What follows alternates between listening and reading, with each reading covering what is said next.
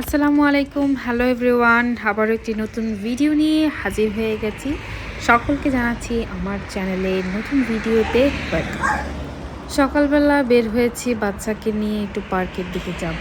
তো বাইরের ওয়েদার খুব সুন্দর, মিষ্টি একটা রোদ উঠেছে। আমাদের বাসার ঠিক নিচেই আমি আছি, এই যে আমাদের বাসাটা দেখাও যাচ্ছে। এদিকে আমার হাজবেন্ড আছে ময়লা ফেলতে।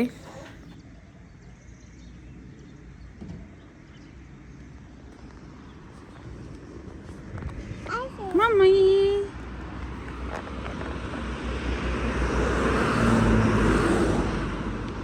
মাইশা আসলে বাসা থেকে একদম বিরক্ত হয়ে যায়, প্রায় সময় একটু মন মতো খেলতে পারে না।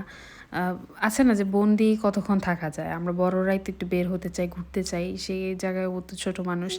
তো যাই হোক, চেষ্টা করি কাজের ফাঁকে যখন কাজ কম থাকে তখন আমরা ওকে নিয়ে একটু বের হয়ে একটু ঘুরে আসি, বাইরে পার্কের দিকে যাই।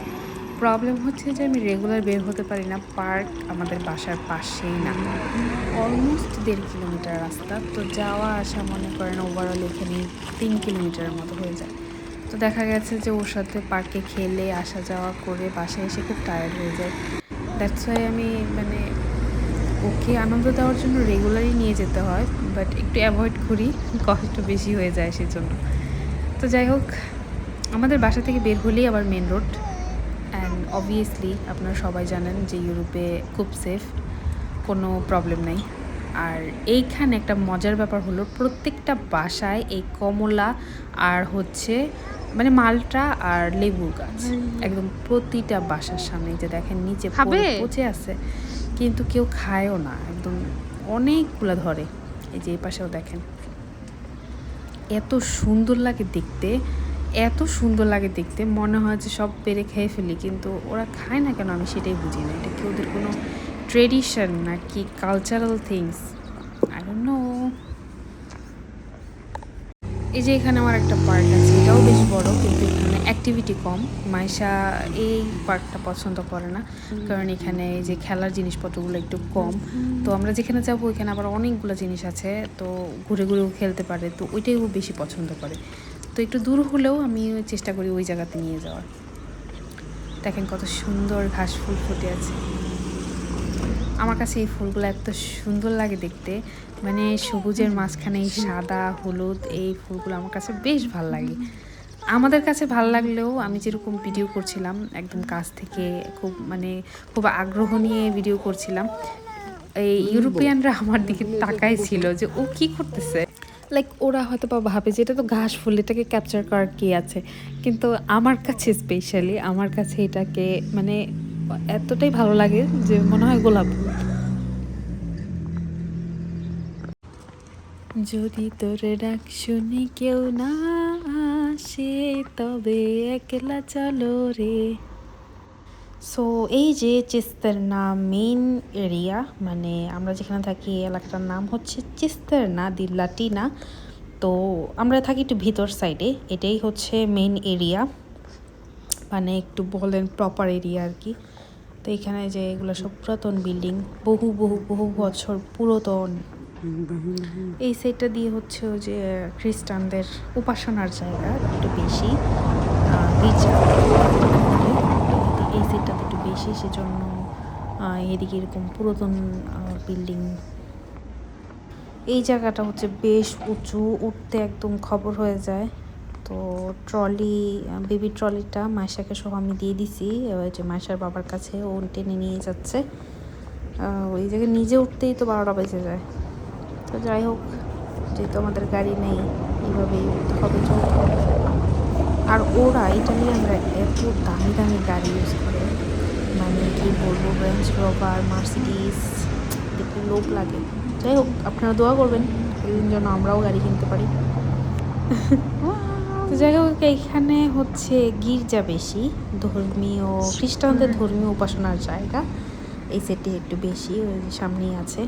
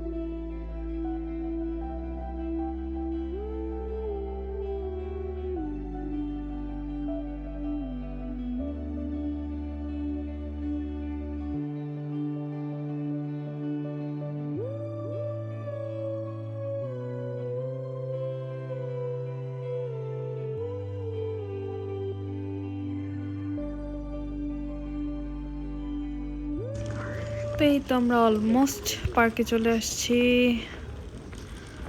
আর পার্কের পাশে দেখেন কত সুন্দর এই যে গাড়িতে করে স্টল, ছোট ছোট স্টল বসিয়ে বাচ্চাদের খেলনা, বিভিন্ন রকম সামগ্রী নিয়ে ওরা সেল করতেছে।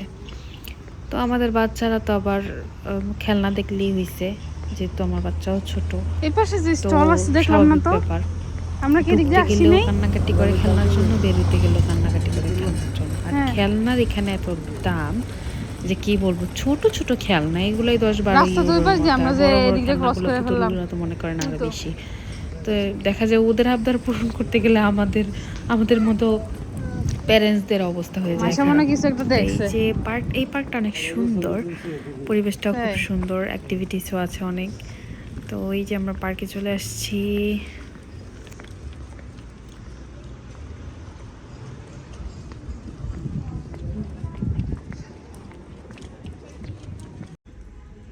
পার্কে ঢোকার আগেই মানে পার্কের সাইডে, এই যে সাইডটাতে অনেক সুন্দর জায়গা আছে।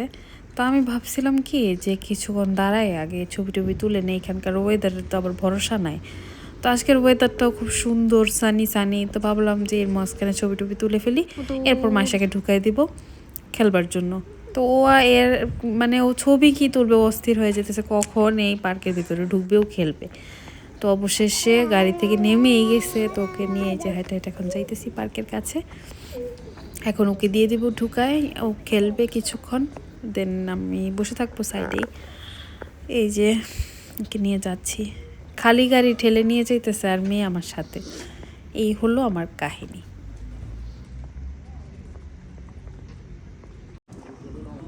খুব সম্ভবত মানে আগের দিন, মাইশা গতকাল হয়তো বা কোনো ফেস্টিভ্যাল হয়েছে এখানে, তো সেই জন্য যে ডেকোরেশন করছিল অনেক অনেক কালার পেপার, তো মাইশা ঘোরাতে এগুলো দেখে বসবা? খুব খুশি হয়েছে। তো আমি আসো আসলে বসে দিই। জানতাম না যে এখানে ফেস্টিভ্যাল হয়েছে, তাহলে ওকে নিয়ে আসতে পারতাম, ও আর একটু আনন্দ করতে পারতো। তো যাই হোক, যেহেতু জানি না এটা, আসতেও পারি নাই। তো এখন এই যে মাইশা খেলতেছে, ঘোরাতে উঠছে, আর অন্যান্য বাচ্চারা আছে। তবে আজকে কিছুটা কম, কারণ হয়তো স্কুল খোলা, তো সব বাচ্চার স্কুলে যারা ফ্রি আছে তারা বাচ্চাকে নিয়ে আসছে।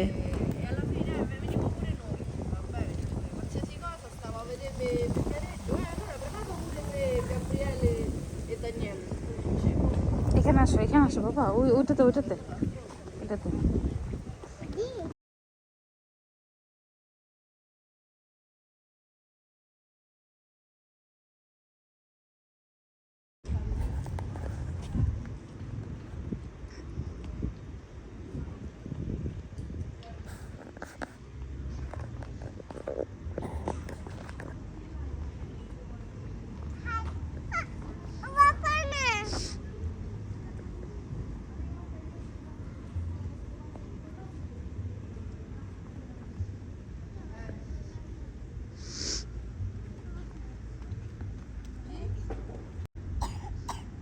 ওইটাতে বসে, ওইটাতে।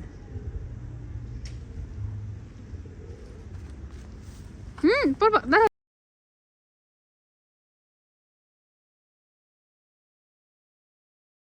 ওই তো একটা বাঙালি আপু আসতেছে। এইখানে প্রচুর বাঙালি থাকে, অনেক বাঙালি, বাঙালির কোনো অভাব নাই। ইটালিতে আসলে বাংলাদেশি অনেক ভাই বোনদের সাথে দেখা সাক্ষাৎ হয়, ভালোই লাগে নিজের দেশের মানুষের সাথে পরিচিত হওয়া, কথা বলা, এটাই অনেক। মায়েশার খেলাধুলা শেষ, তো আমরা ভাবছিলাম চলে যাব বাসায়, কিন্তু ওর কেন যেন এখান থেকে যাইতেই ইচ্ছা করতেছে না। ও ঘুরে ফিরে এখানটাতেই হাঁটতেছে, ঘুরতেছে, মানে ওর মনটা পড়ে আছে এই পার্কের মধ্যেই। তারপরও আসলে বাসায় যাইতে হবে, রান্নাবান্না করব, তো জোর করেই এক প্রকার নিয়ে আসছি ওখান থেকে। তো এখন যাচ্ছি সুপার শপে, এখানকার বড় একটা সুপার শপ আছে, নাম হচ্ছে কোনাট। তো আমরা আসার পর থেকে মূলত এখান থেকেই আমাদের বাজার টাজার করা হয়। ইটালিতে ডেনমার্কের তুলনায় জিনিসপত্রর দাম একটু কম, বলবো যে ফেব্রিক বা জিনিসপত্রের কোয়ালিটি অনুযায়ী বেশ ভালোই দাম, ওরা অত বেশি দাম রাখে না। কিন্তু আমরা বাঙালিরা কি এখানে করি এরা গানটা পেয়েছে। বাংলাদেশের জিনিসপত্র অনুযায়ী বা বাংলাদেশের দাম অনুযায়ী এইখানকার টাকা হিসাব করি। যেমন দুধ কিনতে যাব, আল্লাহ 200 টাকা দিয়ে দুধ খাবো, বাংলাদেশের 200 টাকা। আরে বাবা, এখানকার জিনিস তো এখানকার জিনিস দিয়ে মেজারমেন্ট করতে হবে, তাই না? তো যাই হোক, আমরা অ্যাকর্ডিং টু বাংলাদেশ অনুযায়ী আমরা এখানকার জিনিসের কথা চিন্তা ভাবনা করি, বিধায় আমাদের কাছে হিউজ মনে হয়। বাট জিনিসপত্রের কোয়ালিটি বলেন খুবই ভালো, আর সেই অনুযায়ী দাম আই থিঙ্ক এটার ভিতরে যে এত বড় এরিয়া আমি তো জানতাম না। সো যাই হোক, অনেক জ্ঞানমূলক কথা বলে ফেলছি। আমি তো এখন জানতামই না। হচ্ছে যেই কাজের জন্য আসছি সেখানে ঢুকে যাই। কিন্তু এটার ভিতরে আমার তো এই যে নিয়ে সুপার গেছে না, শপে আমি কেন চলে বলবো? এসেছি। এখন আমি যা যা ঘরের জন্য লাগবে তাই নিয়ে নিব। এই যে সর্বপ্রথম আমার সাথে যেটা হয়, শপে ঢুকলেই আমার চোখে জুকিনি পড়ে। তো যাই হোক, আমি জুকিনি খাইতে খাইতে অস্থির হয়ে গেছি, তো আজকে আর জুকিনি নিব না। এখানে যে আরও আছে ফুলকপি, পাতাকপি, সরি বাঁধাকপি, Prego. আর এটি আর অনেক কিছু আছে। যাই হোক, আমি আমার বাজারটা কমপ্লিট করে ফেলি, তারপর ইনশাল্লাহ যেতে যেতে পারবো। আসলে ঝটপট কাজ শেষ করে বাসায় যেতে পারলে আবার রান্নাবান্না আছে, কুচকাচ আছে, সেই পরিমাণ কাজ আছে। তো আজকের জন্য এখানেই বিদায় নিব। আবার নেক্সট ভিডিও নিয়ে ইনশাল্লাহ হাজির হয়ে যাব। প্লিজ সবাই আমার ভিডিওটাকে লাইক করে দিবেন, শেয়ার করে দিবেন, এবং ভালো লাগলে আপনাদের মন্তব্যগুলো কমেন্ট করে জানিয়ে দিবেন। আর হ্যাঁ, যারা নতুন ভাই বোন আছেন, প্লিজ আমার চ্যানেলটিকে সাবস্ক্রাইব করে আমার চ্যানেলকে গ্রো করতে আরেকটু হেল্প করবেন। সবাই ভালো থাকবেন, আমার জন্য দোয়া করবেন। আল্লাহ হাফেজ।